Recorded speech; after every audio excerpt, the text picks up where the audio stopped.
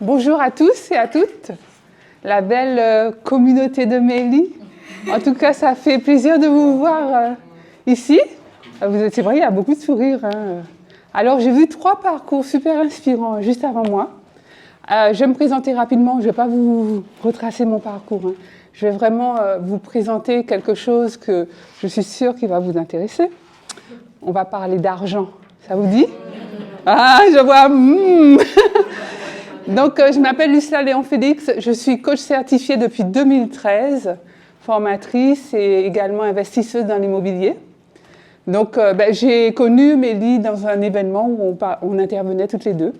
Donc, voilà, c'est comme ça que le parcours a commencé, puisque moi aussi, je voulais écrire un livre.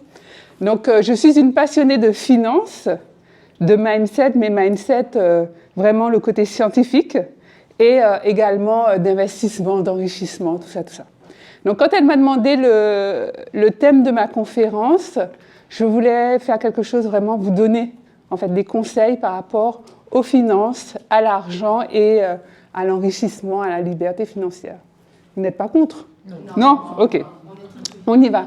Donc, la conférence, c'est le triangle d'or de la liberté financière.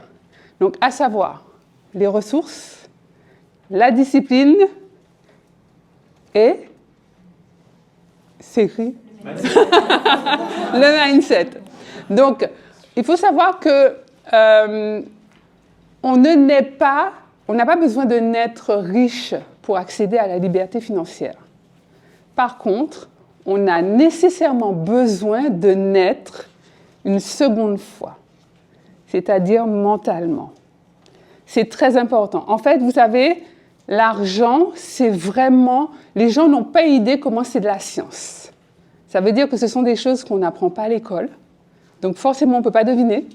Ça veut dire qu'on arrive à l'âge adulte, on fait comme on peut.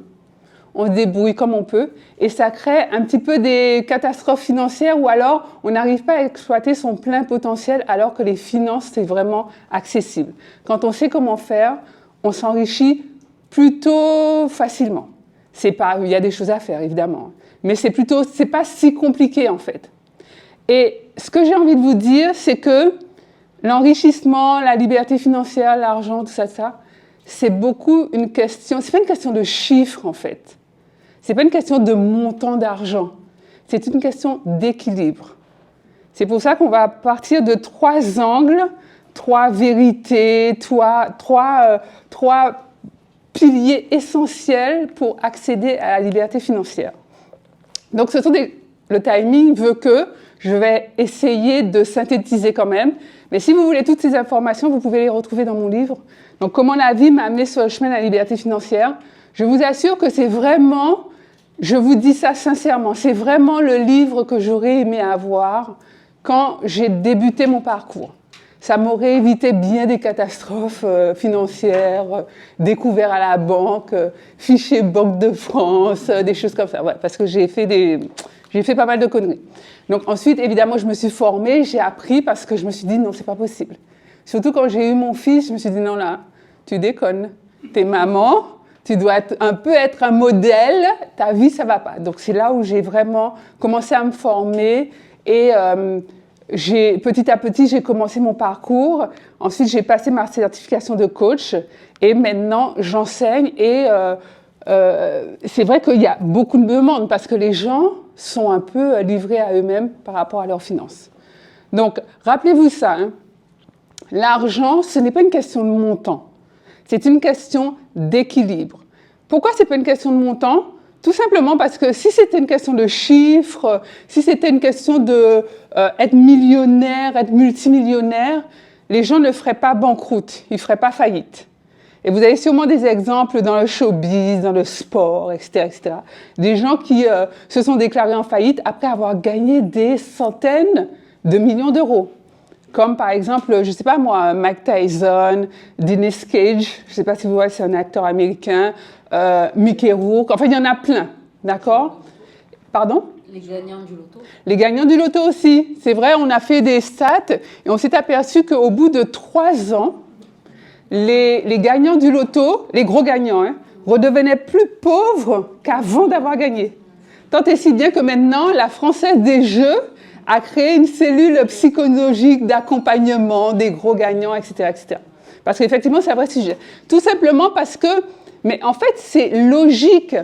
On ne peut pas faire avec l'argent si on ne sait pas comment faire. Parce qu'on ne peut pas deviner, en fait. Ce ne sont pas des choses qu'on peut deviner. On peut implémenter quand on est formé, quand on a la connaissance. C'est logique. Mais les gens croient que c'est simple, l'argent. Non.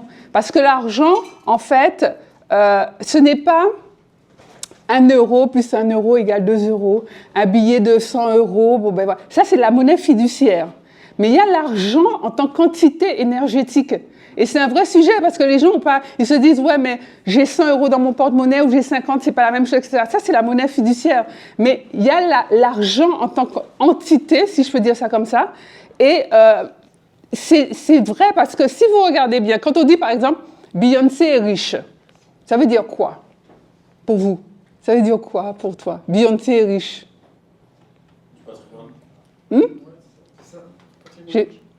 Elle a du patrimoine. Et pour toi, c'est quoi Beyoncé est riche? Oui, patrimoine et puis pas mal d'argent aussi. Ok. Pour moi, Beyoncé est riche. Pour moi, elle est milliardaire. Vous voyez, en fait, mais c'est quoi, en fait, le concept, elle est riche? Ça veut rien dire, en fait. Tout ça pour vous dire que l'argent a une aura spirituelle. Et ça, les gens ont du mal à connecter et c'est ça qui fait tout. En fait, ce n'est pas l'argent fiduciaire. L'argent fiduciaire, c'est ce que vous avez dans le porte-monnaie, sur votre compte en banque, et encore. Parce que sur le compte en banque, l'argent, la somme que vous voyez sur votre compte n'est pas réellement là. Parce que quand vous passez votre carte, par exemple pour payer un achat de 25 euros, est-ce que vous les avez vus, les 25 euros? Non. C'est juste une écriture qu'après, vous verrez sur votre compte en banque. Mais vous n'avez pas vu les 25 euros en monnaie fiduciaire. Donc, vous voyez, il y a quand même tout un concept à développer qui fait que les gens, en fait, l'argent, c'est quand même pas... C'est pas aussi simple comme ça quand on en parle. Et ça mérite d'être creusé, ça mérite une vraie connaissance. Et c'est pour ça que je vous disais, l'argent, c'est de la science. OK? Donc, alors... On va commencer évidemment par le premier pilier, à savoir les ressources. Dans les ressources, vous avez comme un cheminement. Les ressources, bon, tout le monde a des ressources. Hein. Même quand on ne travaille pas, il y a RMI, RSA. Enfin, je ne suis pas trop au courant, mais il y a quand même des minima sociaux, on dit. Donc, il y a les ressources. Et dans ces ressources, vous avez le fait de générer, structurer, et multiplier. Ça, vous voyez, donc, déjà, rien que ce thème-là, ce pilier-là, il ne faut pas oublier qu'on est dans un triangle d'or. Hein. Donc, il y a 4 angles. Okay? Le premier, les ressources, vous avez comme un cheminement à parcourir si vous voulez accéder à la liberté financière. C'est-à-dire que vous faites l'état des lieux, ce que les gens n'aiment pas faire. Il faut bien savoir d'où vous partez. Donc, vous faites l'état des lieux. Je fais quoi? Mon argent, il vient d'où? On me le donne? Je le gagne? Enfin, ça sort d'où? Et si, par exemple, je vais vous expliquer à quoi je fais allusion. Si je vous appelle et je vous dis, on n'est pas ensemble, hein, d'accord? Je vous appelle et je vous dis, j'aimerais bien aller à Lyon. Vous me dites quoi? Vous me répondez quoi? Quand? Quand?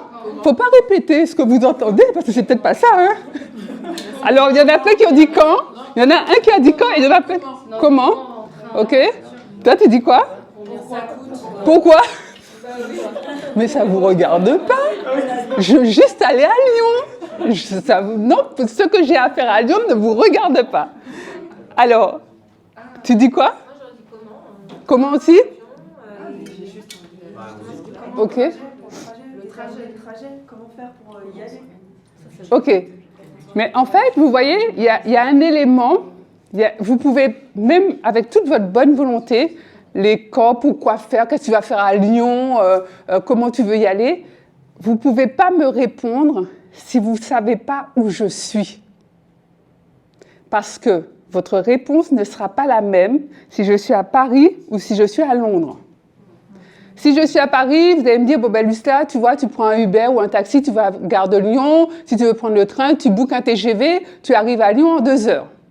Si je suis à Londres, vous allez me dire, bah, écoute, chope un Eurostar, arrive à Gare du Nord, de Gare du Nord, tu descends, tu vas à Gare de Lyon, etc., etc. Vous voyez, c'est pas la même chose. Bah, les sous, c'est la même chose. C'est ça, en fait. Si vous ne savez pas d'où vous partez, vous ne pourrez pas arriver. C'est le système de GPS, il faut bien un point de départ, en fait. Et c'est ce que les gens n'aiment pas faire, le budget. Le budget. Mais oui, mais c'est le passage incontournable, en fait. C'est comme faire l'autruche en disant « Ouais, je veux être riche, je veux accéder à la liberté financière. » Mais tu en es où? Donc, et c'est à partir du moment où, bon, j'avoue, c'est un peu relou, mais vous prenez ce temps-là. Vous faites l'état des lieux, vous faites votre budget, et à partir de là, vous allez pouvoir structurer. Je vous donne l'exemple d'une de mes... Comme je vous ai dit, je suis coach, donc spécialisée dans les finances et le business. Donc, une de mes clientes que j'accompagne depuis très récemment, peut-être 15 jours, on a fait ce travail-là, du budget. Et on s'aperçoit qu'entre ses revenus, alors son revenu, puisque la plupart des gens, c'est un salaire, donc son revenu et ses charges, elle a un delta de 30 €. Donc, c'est normal qu'elle fasse appel à moi et c'est normal qu'elle soit dans le désarroi et c'est normal qu'elle n'y arrive pas. 30 € de différentiel, c'est pas, en plus c'est très dangereux parce qu'en cas de pépin, en cas de coup dur, elle n'aura qu'une seule alternative, c'est appeler la banque, demander un prêt ou appeler ses potes ou appeler sa famille et emprunter. C'est pas une vie, enfin on peut pas vivre comme ça sous tension. Et je dis souvent que le sommeil de celui qui a de l'argent en banque n'est pas le même que celui qui n'en a pas.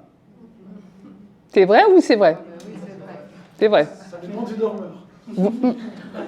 Voilà, on dort, mais en même temps, il y a une sorte de tension comme ça, voilà. Donc, l'idée, c'est d'enlever ça, en fait. On prend ça, bon, on rigole, hein, parce que c'est quand même, on est entre nous, nous sommes des auteurs, etc. Mais l'idée, c'est vraiment, je développe cette thématique, cette conférence, je l'ai faite vraiment, plutôt que vous parler de mon parcours, je préférais vraiment vous donner des conseils que j'ai appliqués et que je continue d'appliquer et que j'enseigne. D'accord? Donc, une fois qu'on a fait ça, on peut à ce moment-là structurer. Pourquoi? Parce que on sait où est-ce qu'on dépense. Alors, je vais trop souvent au restaurant, j'achète tout le temps des plats importés, je fais trop de shopping, je suis la reine des shoppeuses en ligne. On arrive, quand on fait le budget, on arrive à voir où va l'argent. Et du coup, on peut se dire, bon, voilà, je vais réduire le shopping en ligne, je vais plus me faire des meal prep à la maison, emmener au bureau, etc. Et l'argent économisé, on va pouvoir en faire autre chose. Et ensuite, on passe à l'étape suivante qui est de multiplier. Et vous multipliez comment? Il faut savoir qu'il y a 3 types de revenus. Il y a la première catégorie, c'est le revenu actif que tout le monde, la grande majorité des gens ont, c'est le salaire. Okay? Donc ça, le salaire, il n'y a pas que le salaire, il y a le consulting, les missions, le freelance, etc. Tout ça, c'est des revenus actifs parce que si on ne le fait pas, si on n'est pas là, il n'y a pas d'argent. Ensuite, l'idée, c'est très bien pour démarrer. C'est très, très bien pour démarrer, surtout quand on est salarié, qu'on a un CDI et qu'on veut s'enrichir, l'investissement, etc. Les banques aiment beaucoup ça, avoir un CDI. Maintenant, c'est pas juste le salaire qui peut enrichir quelqu'un. C'est pas juste le salaire qui peut emmener quelqu'un à la liberté financière. Donc, l'idée, c'est d'aller vers d'autres types de revenus, à savoir les revenus semi-passifs. Alors, l'investissement immobilier locatif, vous avez... quand on a un business en ligne, c'est-à-dire que c'est le type d'activité que vous mettez en place. C'est pas entièrement passif parce qu'il y a un petit peu d'huile de coude, mais vous pouvez quand même dormir la nuit et générer des revenus. Et il y a les revenus entièrement passifs, comme la bourse, les dividendes, les royalties des droits d'auteur. Ça vous parle, ça vous parle. Donc ça, c'est vraiment entièrement passif parce que vous écrivez un livre une fois, et vous le vendez à n'importe qui, n'importe où. Si on écrit en français, on va vendre en francophonie, mais on a écrit une fois.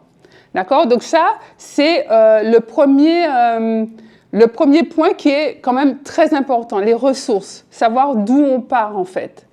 Et il y a quelque chose que je voulais vous dire également, c'est que je constate que, je ne sais pas comment vous allez vous situer par rapport à ça, mais je constate que quand on est investisseur, entrepreneur, on a une manière de réfléchir qui n'est pas la même que quelqu'un qui n'est que salarié. C'est-à-dire que nous, même auteurs, auteurs, vous êtes aussi dans cette catégorie parce que vous créez en fait. À partir du moment où on est dans l'entrepreneuriat, la créativité, on crée quelque chose, on produit quelque chose, on n'est plus dans le système uniquement consommateur. Parce qu'il y a des gens qui ne font que consommer. Ils consomment de la distraction sur les réseaux sociaux, ils consomment dans les supermarchés, ils consomment dans les bars, dans les restaurants. Ils ne sont qu'en mode consommateur avec leur salaire. On ne peut pas s'enrichir comme ça. À un moment donné, il faut sortir. Il ne faut pas faire que consommer, en fait. Il faut bien produire quelque chose. Donc, quand vous êtes sur les réseaux sociaux, moi, j'aime bien être sur les réseaux sociaux, j'aime trop ça. Mais avoir aussi votre compte où vous produisez quelque chose, vous donnez des conseils aux gens, vous créez votre communauté. Voilà, vous apportez de la valeur. D'accord ? Et au bout d'un moment, vous allez pouvoir monétiser parce que vous avez créé quelque chose ou parce que vous allez monétiser votre compte ou que sais-je. Okay ? Donc, c'est-à-dire, c'est ça. On empiète déjà un petit peu dans le côté mindset, mais je tiens à vous dire ça parce que c'est important, en fait. OK ? Ça va ? Vous me suivez jusque-là ? Vous avez des questions ? C'est fluide ? OK ? Alors, ensuite, t'as dit quoi ? 5 étoiles. OK, merci. Alors, ensuite, la discipline.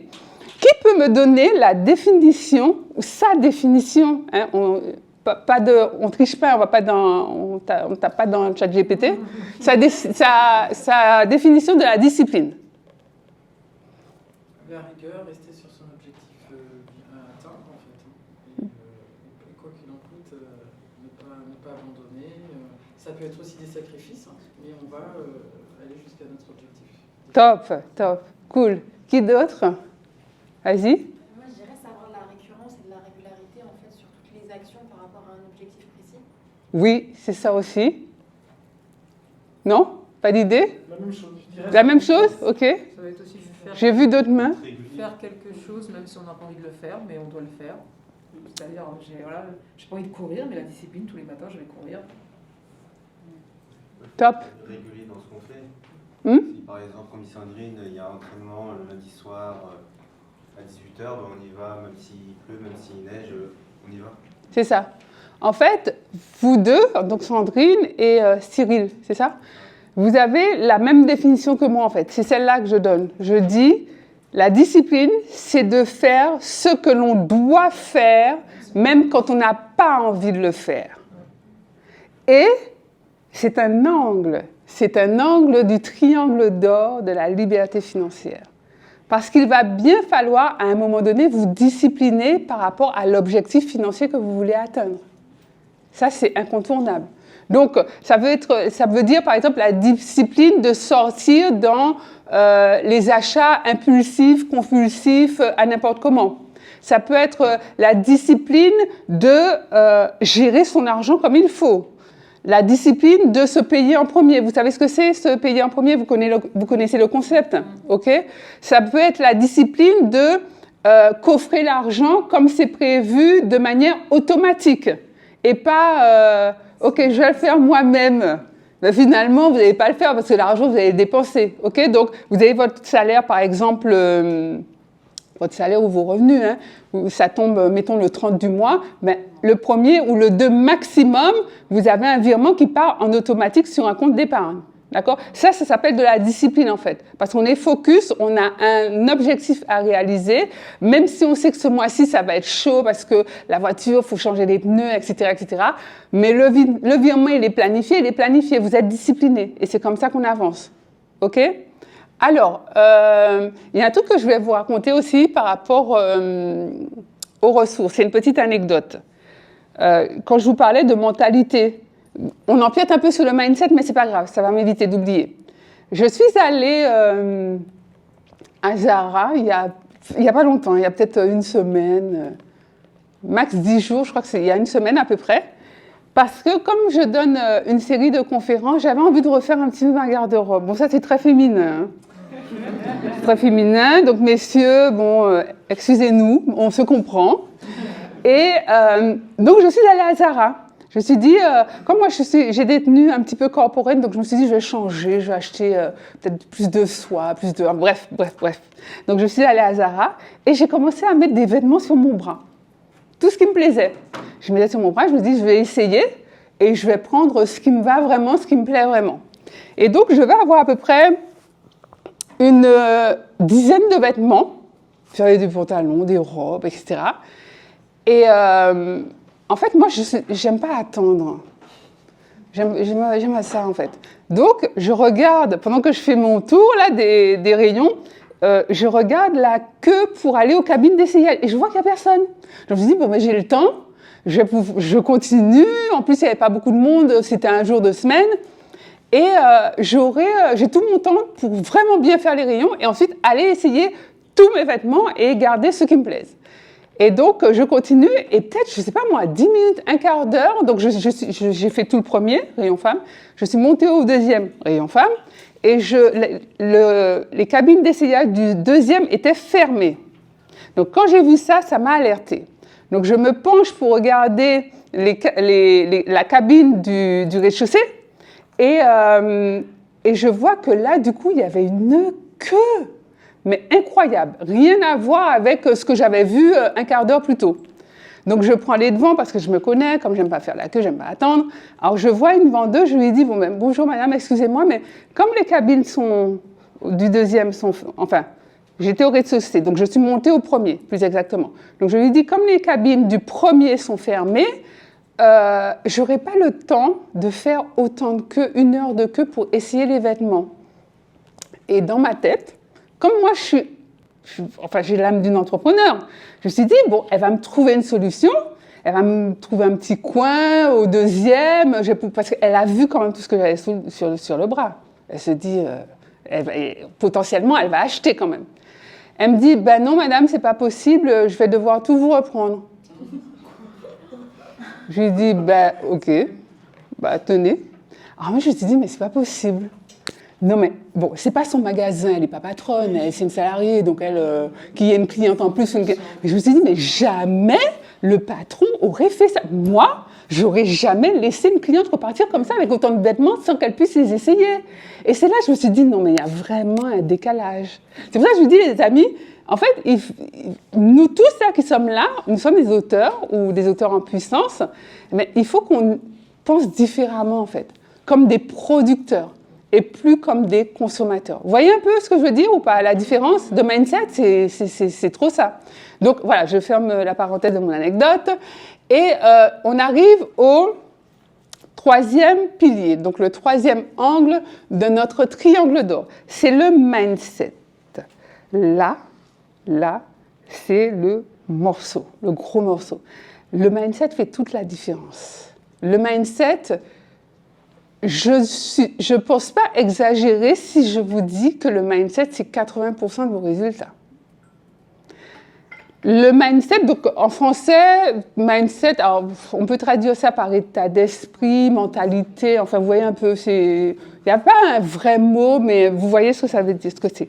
Donc le mindset, c'est vraiment votre structure intérieure, tout ce que vous avez à l'intérieur de vous, vos fondations, votre ancrage de votre personnalité qui va soit vous booster vers la réalisation de vos objectifs ou soit vous saboter, dépendamment de ce qui trottinent dans votre tête. D'accord? Donc l'idée, c'est de savoir ce que vous pensez par rapport à l'argent. Par rapport à ce que vous avez entendu étant petit, tout petit, ce que vous a appris à l'école, ce que vous avez entendu dans votre famille, ce qu'on vous a appris à l'école, ce que vous entendez de la société, parce que la société ne valorise pas l'argent, la société n'aime pas du tout les riches, la société française, pas du tout, il ne faut pas se mentir. D'accord? Donc, qu'est-ce que vous pensez, vous? Est-ce que vous adhérez à toutes ces choses négatives, ce qu'on dit sur l'argent, sur les riches, tout ça, l'argent c'est sale. Vous en connaissez, vous, des expressions négatives par rapport à l'argent? Vous pouvez m'en donner? L'argent ne fait pas le bonheur. L'argent ne fait pas le bonheur. Quoi d'autre? Alors, je disais, on vit mieux dans une bonne maison que dans une... J'ai pas compris. J'ai dit, l'argent ne fait pas le bonheur, mais c'est quand même plus sympa d'être dans des situations de confort que de ne pas être dans le confort. C'est clair. J'ai vu un TikTok. Il y avait une dame d'un certain âge, hein, vraiment, elle avait déjà un certain âge, et elle disait, donc on interviewait, et donc le gars qui l'interviewait lui disait, si vous aviez un conseil à donner aux jeunes femmes de maintenant, vous leur diriez quoi? Elle leur a dit, pleurez dans une Rolls-Royce, parce que de toute manière, vous serez trompés. Donc, vaut mieux être trompé et pleurer dans une Rolls-Royce que de pleurer dans une Twingo. Oh, j'ai dit, ah ouais, quand même. Mais on sentait que l'expérience avait parlé, en fait. Donc, quand vous avez dit ça, Vous avez autre chose comme... L'argent ne fait pas le bonheur, mais il contribue un peu. Oui, moi, je dirais beaucoup, mais... Oui, ok, c'est ça. C'est ce qu'on a déjà dit plusieurs fois. C'est dur de gagner de l'argent, exactement. J'ai entendu autre chose? Ça pousse pas dans les arbres. Oui, exactement. Où on ne trouve pas l'argent sous le pas d'un cheval. Alors moi, je viens de la Guadeloupe, donc aux Antilles, il y a beaucoup pareil, hein, on dit que l'argent, ça vient du diable. L'argent, c'est des trucs de sorcellerie. Enfin, tout un tas de conneries. Et du coup, les gens naissent avec ça. Et il faut savoir que comme le mindset est éminemment guidé par le subconscient, même si vous dites, mais non, j'y crois pas, c'est pas vrai, mais au fond, votre subconscient, c'est lui qui contrôle tout. Donc, si c'est quelque chose qui est vraiment ancré en vous, vous allez trouver des mécanismes inconscients, des process, pour faire en sorte que vous n'ayez pas d'argent. Parce que vous n'avez pas envie d'être assimilé à des sorciers ou des sorcières ou à des gens qui sont mauvais. En gros, c'est ça. Donc, l'idée, c'est de repérer déjà, si vous avez des croyances erronées par rapport à l'argent, de déconstruire ça en les remplaçant par des croyances beaucoup plus aidantes, des croyances positives, comme quoi, par exemple, l'argent permet de faire le bien autour de soi. L'argent me permettra d'envoyer mes enfants dans les meilleures écoles.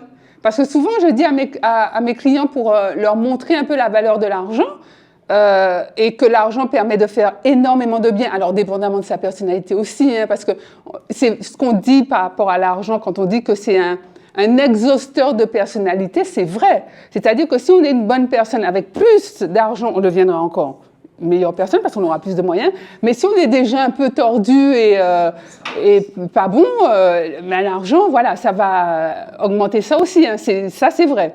Donc, mais partons du principe que nous sommes de bonnes personnes, n'est-ce pas? Hein? Voilà.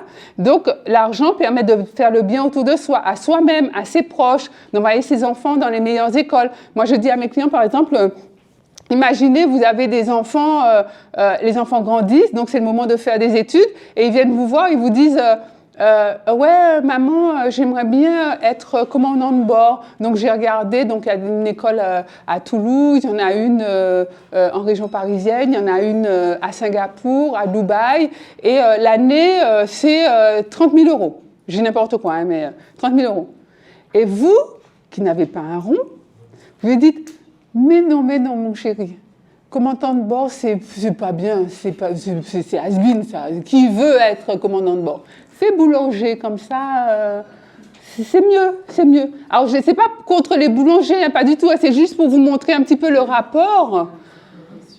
Comme quoi l'argent, en fait, l'argent, ça permet d'accomplir plein de choses positives pour ses proches. Et l'argent, de toute manière, les gens se mentent, et c'est pour ça que je dis, arrêtez d'écouter les gens qui vous racontent des tocardises par rapport à l'argent. Parce que l'argent, c'est à tous les niveaux. Quand on naît, un enfant naît, il faut de l'argent. Et quand quelqu'un meurt, il faut de l'argent. Donc, en fait, ça veut bien dire que sur toute la vie, il faudra de l'argent. OK? Donc ça, c'est important. Donc le mindset, repérer si vous avez des croyances limitantes, etc., les repérer, mettre le doigt dessus, déconstruire, reformuler positivement, d'accord? Et de manière à remplacer les croyances erronées, toxiques ou limitantes, comme vous voulez. Parce que la nature a horreur du vide. Si vous voulez plus avoir une croyance négative, il faut la remplacer par une croyance positive. C'est automatique. D'accord? Donc, ce que je viens de vous dire, je suis riche et je fais le bien avec mon argent. Ça, vous pouvez, donc par le biais de, il y a des techniques, hein, affirmation, méditation, visualisation, ça c'est des techniques de développement personnel. Il y a des techniques avancées aussi pour pouvoir aller chercher en profondeur et remplacer par des croyances positives. OK? Donc voilà, j'ai fait le tour. Est-ce que vous avez des questions? Ça vous laisse perplexe ou ça vous booste à accéder à la liberté financière? C'est bon? Donc, maintenant, j'aimerais alors que vous réfléchissiez tout seul, enfin, voilà, vous faites votre propre introspection, et demandez-vous quel angle de ce triangle d'or sur lequel vous êtes le plus bancal ou qui mérite d'être amélioré. D'accord? Et ça va vous aider à commencer par celui-là pour améliorer les choses. OK? Voilà, merci de votre attention.